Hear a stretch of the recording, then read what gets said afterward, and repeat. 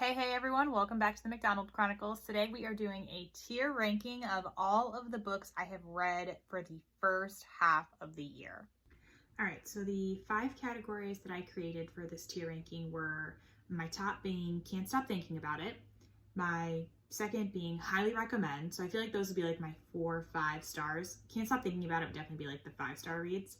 And then we have Good Not Great, which isn't a bad book, just a good book. It's not something that I'm crazy telling people about. It was a good book. I don't regret reading it, but it's not something that I'm running around talking about all the time.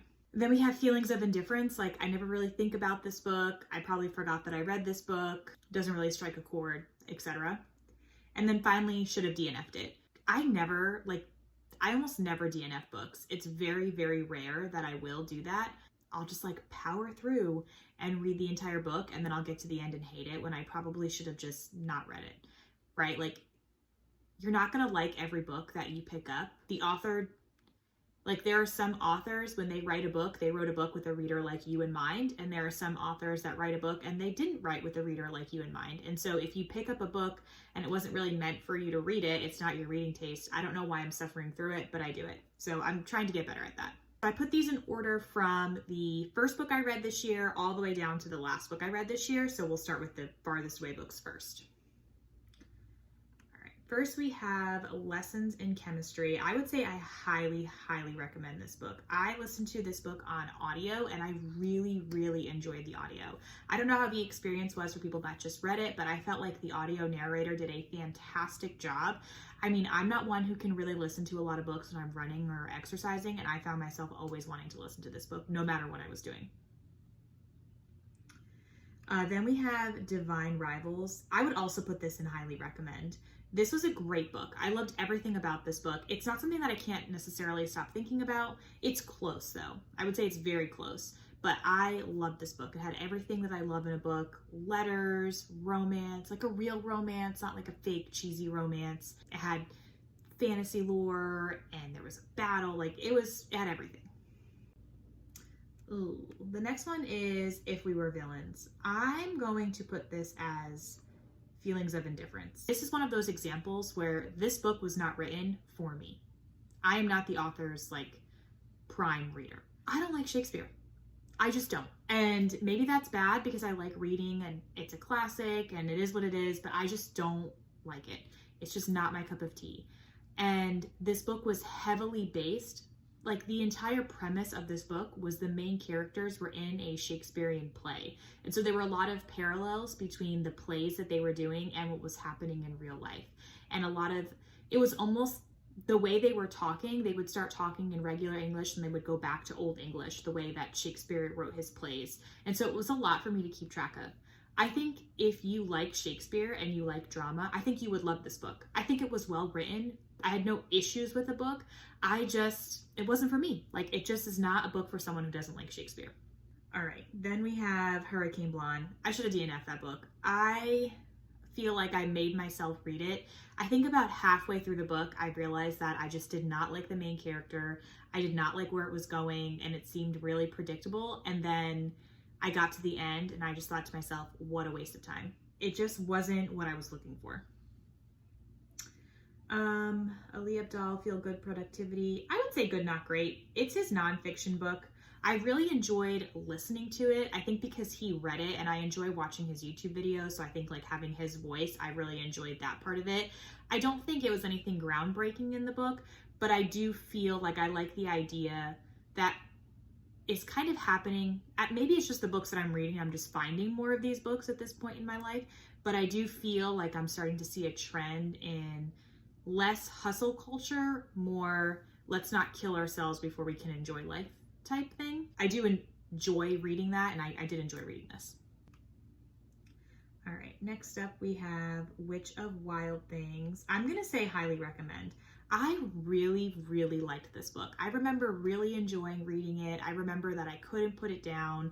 I remember loving that the premise was these like old text messages from when they were in middle school. I felt like, again, it was a real romance. It wasn't really cheesy.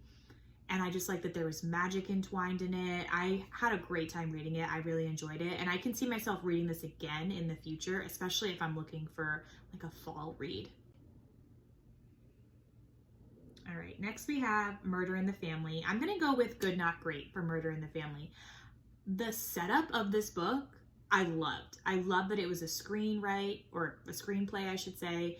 I love that we were going back and forth between the people filming the documentary, people who decided to stay off screen in the documentary, and then people who were watching the documentary, and it had like almost like Reddit posts basically. I loved that. I love the way it was set up. It made it go so fast. I was disappointed with the end. The lead up, I feel like, was better than the actual resolution. All right, Ali Hazelwood's Love on the Brain. I'm also gonna go with Good Not Great for this one. This is my first and only Ali Hazelwood that I've ever read, and it was kind of along the same lines with Murder in the Family. I enjoyed, I would say, about 75% of the book, and then the wrap up lost me. It was very outlandish, I felt, for the type of book that it was. And again, I've never read Ali Hazelwood before, so I don't know if that's something that she does or if that was just this book and if that's just kind of how it was supposed to go.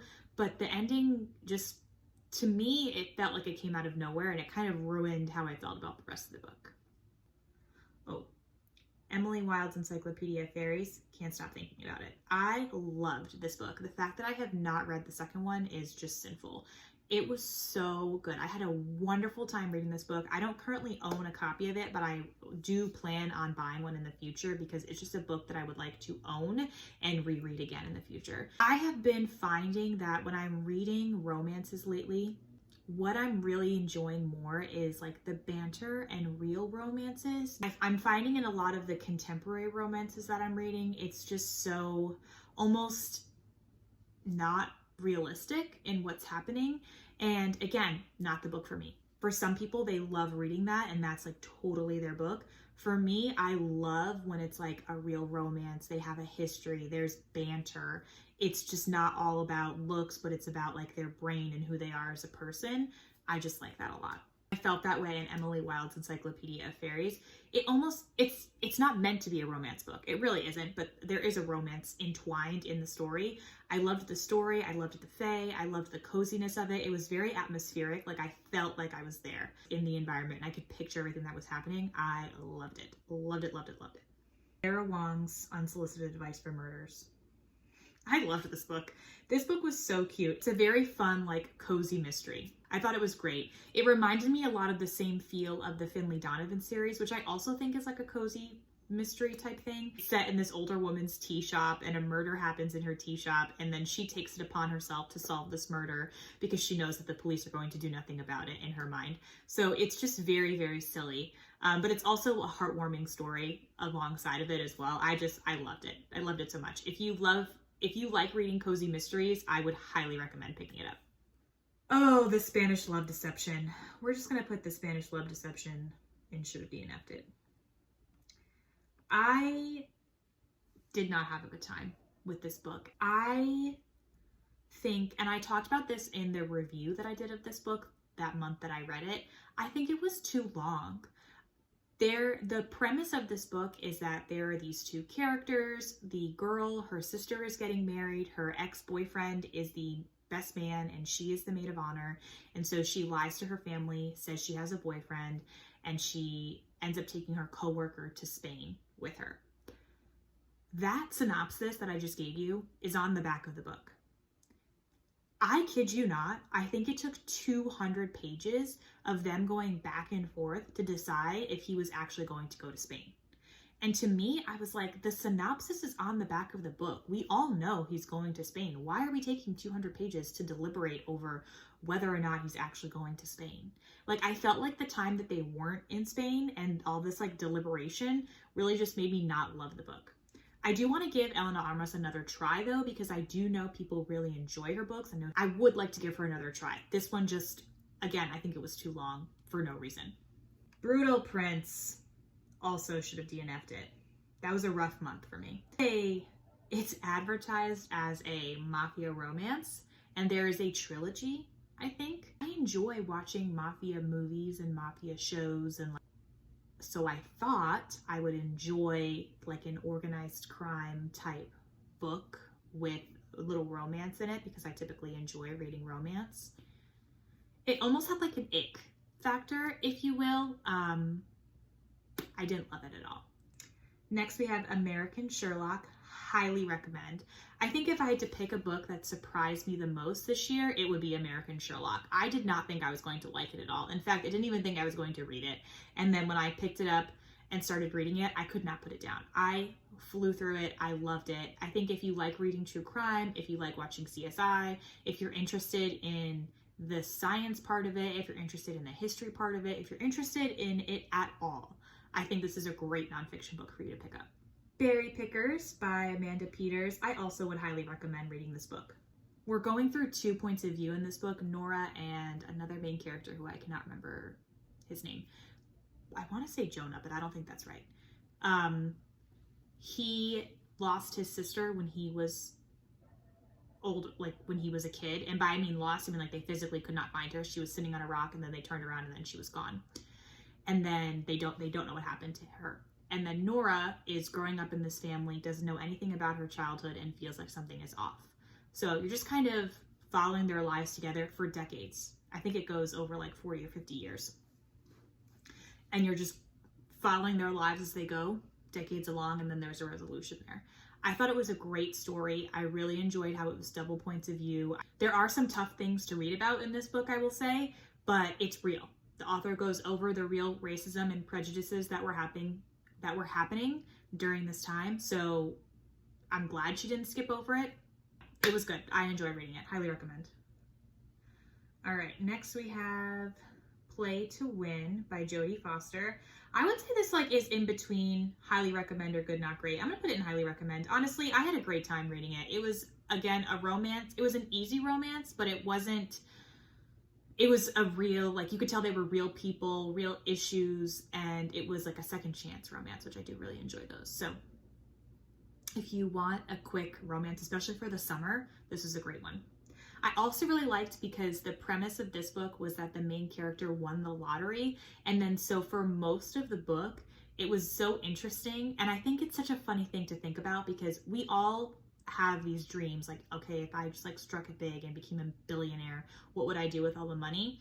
And so you don't think it would be that hard. And one of the issues that the main character ran into was like, I don't know what to do with all of this money, because I've never had all of this money before. So you think you know what you're going to do with it, and you actually have no idea. All right, then we have Homeward. I loved this book as well. I listened to this book partially on audio, and then I also read most of the book. I loved it. We're following our main character. This book honestly is a redemption story. She made some mistakes, and it's kind of about how she learns to forgive herself when other people have already forgiven her, and she doesn't feel like she deserves forgiveness. So it really is a redemption story with the main character. And then alongside that, you're following what's happening in the civil rights movement. I did like that. And so it went through her involvement with all of it as well. Then we have Mistborn. I highly recommend it. Again, if you like fantasy and you haven't read any Brandon Sanderson, I definitely think you should. I think Mistborn by itself just proves that he's a great, Brandon Sanderson is a great writer. Mistborn, I would say at points it was slow for me because there was a lot of world building, like a lot of it. But it was important to the story, to the point where like when you get to the last half of the book, you needed everything that he said in order for the last part of the book to make sense, to flow through so well, and to just move very quickly. And it became very important. So it was worth it to go through all of that. But I think he's a great writer. So I think if you enjoy reading fantasy and you're not sure who to pick up next, I think he's a great one. There's a lot of videos out there about like what order you should read everything in. It matters, I think, but I don't think it's like the be all end all. If you read it in the wrong order, you'll survive. As long as you read the series in the right order, I think you're fine. I think it's more of so you can pick up little nuggets of information here and there, and some things might make more sense if you read this series first as opposed to this series. We have The Not So Meet Cute by Megan Quinn. I'm just going to put it right here in Should Have DNF'd It. We all know my feelings about that. There's really no point in rehashing it again. First Lie Wins. I'm gonna put it in highly recommend. I really enjoyed First Lie Wins. I liked the entire book. I had a great time reading it. I really liked the main characters. I loved how it was written. I thought it was fast paced, and I loved how it ended. So I think if you're looking for an overall great book, this is a good one. It is I wouldn't say it's a thriller, but I guess it's like a mystery type book. It's fiction, leaning on the mystery thriller side, but not really. I really enjoyed it. 7 Days in June by Tia Williams. I'm going to put this in Can't Stop Thinking About It. This book was amazing. I loved 7 Days in June. I would say one of the top romance books that I've read all year. Looking at the list that I have, yeah, I think very easily one of the top romance books I've read all year. If you like romance books and you have not read 7 Days in June, you must pick it up. Fantastic. Oh, The Atlas Six. I should have DNF'd it. And I'm so sad that I'm putting it down here because this is such a popular book and I really thought I was gonna love it. So many people I know just love this book, and there's so many of them. I think there's like 3, maybe it's a trilogy, or maybe there's 4 of them. I really have no idea, but I thought I was going to love it so much. And I think while I was reading it, I kept tricking myself into thinking that I was enjoying it, but I honestly found myself wanting to do everything except for read this book. And that's not a good sign.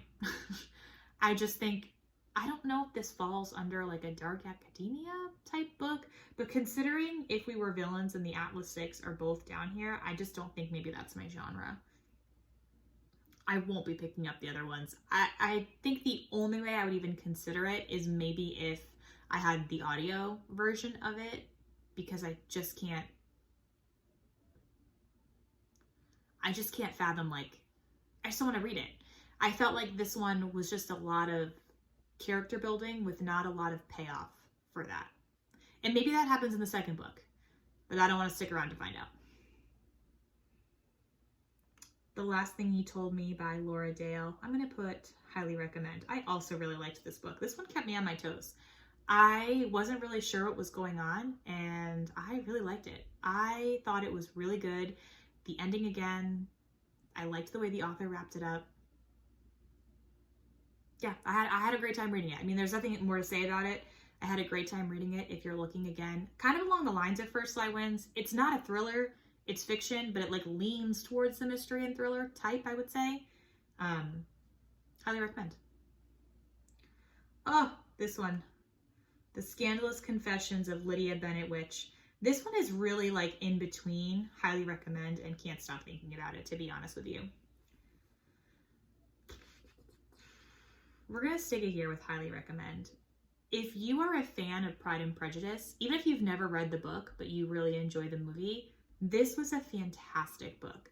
We are following Lydia Bennet, one of the youngest Bennet sisters, and the whole point of view of this book, we're hearing it from Lydia's point of view, and she's basically saying that the reason she did everything in Pride and Prejudice, that whole storyline, was because she's a witch.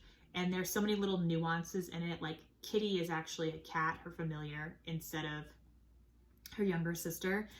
And I watched Pride and Prejudice after reading this book. I haven't reread it, but I watched it after reading this book. And it was so funny to re-watch Pride and Prejudice and see how ridiculous Lydia is being.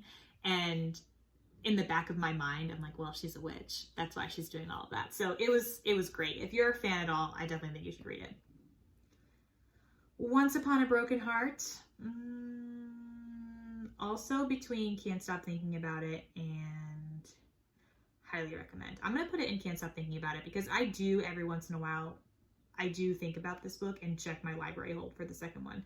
I had a fantastic time reading this book, and I feel like this book ignited my young adult fantasy resurgence, if you will. The Adventures of Sherlock Holmes. I feel like you can't rate that. It's a classic. We'll just put it in highly recommend. We're going to put it over here. I highly recommend it. It's probably off the screen, but that's okay. I highly recommend it. It's a classic. Read it. The end. The New Couple in 5B. I'm going to go with good, not great. Again, there's nothing wrong with good, not great. It's just, I would say, like a 3-4 star versus a 4-5 star. The New Couple in 5B had a really interesting synopsis, and I enjoyed my time reading it, but the ending just fell short. I would say that's why it's in the good, not great category. The ending just kind of fell a little short for me. All right, then we have Cruel Prince, obviously. We're just gonna put the entire trilogy all the way up here where it belongs. That's it, that's where they all go. I loved this trilogy to the point that it almost put me in a reading slump because I loved it so much I could not think about what to read next. It was great, A+. If you like young adult fantasy and you haven't read this, please pick it up. I'm pretty sure this came out years and years ago, so I feel like at this point I'm the only person on the planet who just recently read it. The rest of you are probably like, yeah, we read that already. Get with the program. But it was great. Loved it. We'll definitely be rereading it in the future. Harry Potter and the Sorcerer's Stone. Well, highly recommend. Enough said. Ruthless Vows. Also highly recommend. This is the second book. In the Divine Rivals is the first. Ruthless Vows is the second in the duology. I think there's a fancy name for it. I have no idea. But I loved the Ruthless Vows as well. I didn't love it as much as Divine Rivals, but a lot of the things that I liked from Divine Rivals were also in Ruthless Vows. I felt like there was still some letter writing. We're still following the fantasy. We're still in the middle of a war. There's still that romance going on. So I really enjoyed it. When I got to the end, I was actually disappointed there wasn't a third one. Not because of the way it ended, just because I missed the characters.